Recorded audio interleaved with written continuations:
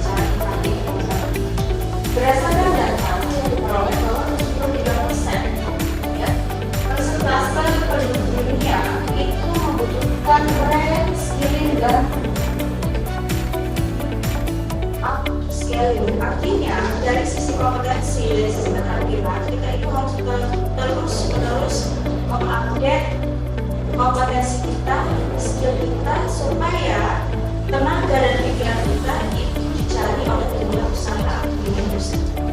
Penting seperti itu. Karena tantangan pada abad 21 itu ada 4 kompetensi yang harus kita miliki: critical thinking, ya, kolaborasi, komunikasi, dan kreativitas. Oleh karenanya perlu untuk terus mengupdate skill kita. Ya. Kemudian yang kedua, bahwa 4,3 juta peserta ini pada pendidikan formal di Indonesia berbasis pada data BPND Konsisten tahun 2024. Ya. Mereka diakomodir atau bergabung di lembaga pendidikan non formal. Kita tahu bahwa lembaga pendidikan non formal ini adalah untuk memfasilitasi anak-anak atau peserta ini yang tidak mendapat kesempatan belajar di pendidikan formal. Nah, alternatifnya di pendidikan non formal, ya, kurang lebih 4,3 juta di usia sekolah, ya. Kemudian yang keempat ini adalah parameter, ya, target global, bahwa pendidikan itu hari ini harus bersifat inklusif. Jadi tidak membedakan antara peserta didik yang mohon maaf, yang normal dan tidak normal. Sejatinya mereka mempunyai hak yang sama untuk memfasilitasi keberagaman ini harus pendidikan inklusif, ya. Dan mereka memperoleh kesempatan belajar sama-sama.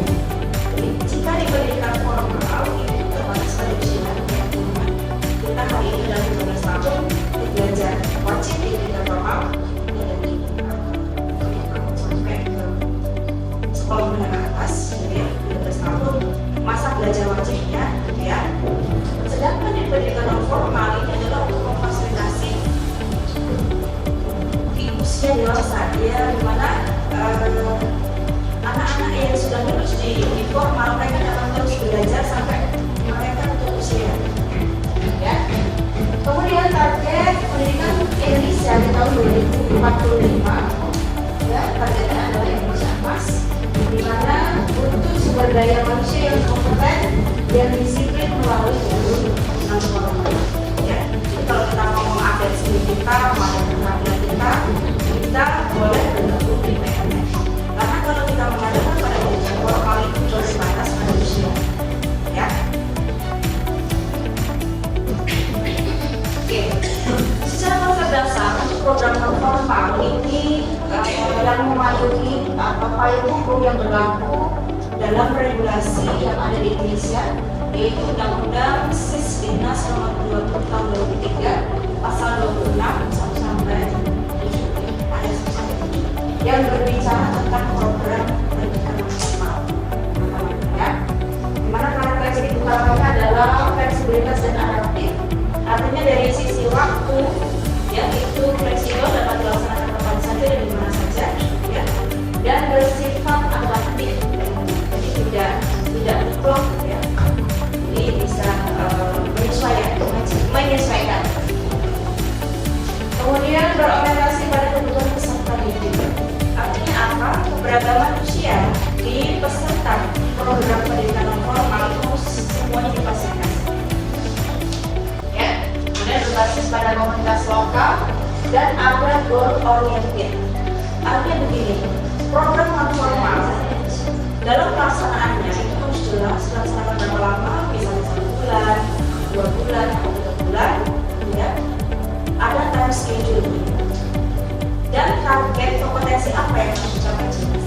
Misalnya dalam PKP, pelatihan khusus dan pelatihan menjahit misalnya, time schedule-nya adalah dilaksanakan dalam 1 bulan, ya. Kemudian goal oriented-nya adalah peserta yang bergabung pada kursus menjahit ini, ya, harus bisa menguasai, ya, berbagai teknik-teknik. Itu adalah kompetensi minimal yang harus dikuasai oleh peserta kursus menjahit supaya dapat dikatakan bahwa mereka itu lulus mengikuti program kursus. Nah, adapun program atau jenis program yang ada dalam program non-formal berbasis pada UU 19 tahun 2003, ada PPDN, ada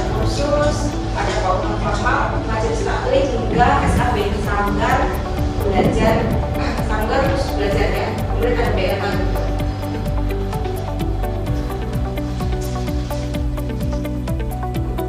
Nah kemudian untuk dimensi inovasi, teman-teman, karena memang kita harus dituntut untuk update gitu ya, maka dalam menunjang proses pembelajaran di program PNS ini harus berbasis pada teknologi dan digitalisasi.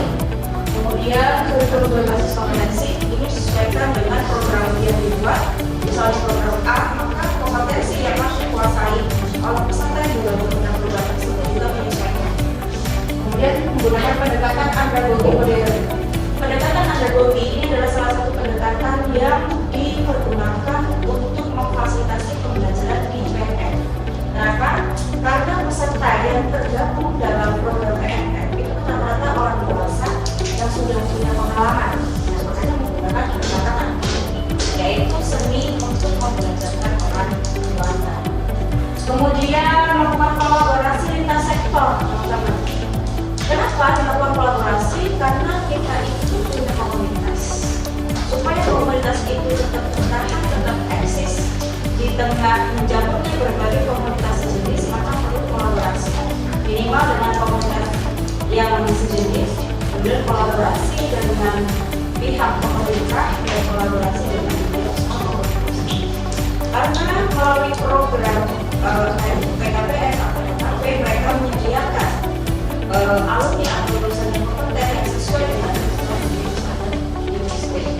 Kemudian dalam proses pelaksanaannya harus melakukan yang namanya sistem monet.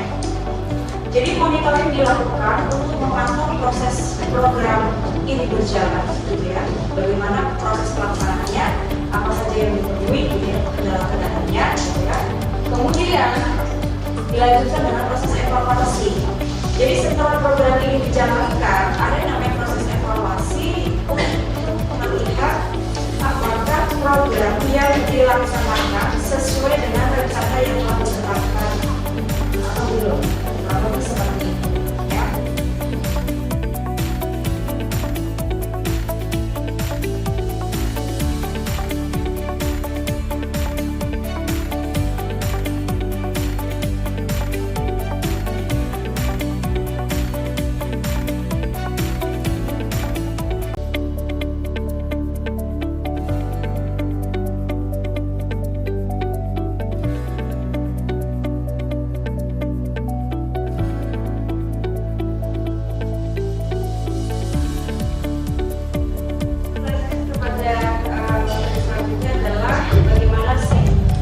Dan triknya supaya program yang sudah kita susun tadi dapat berkelanjutan, ya.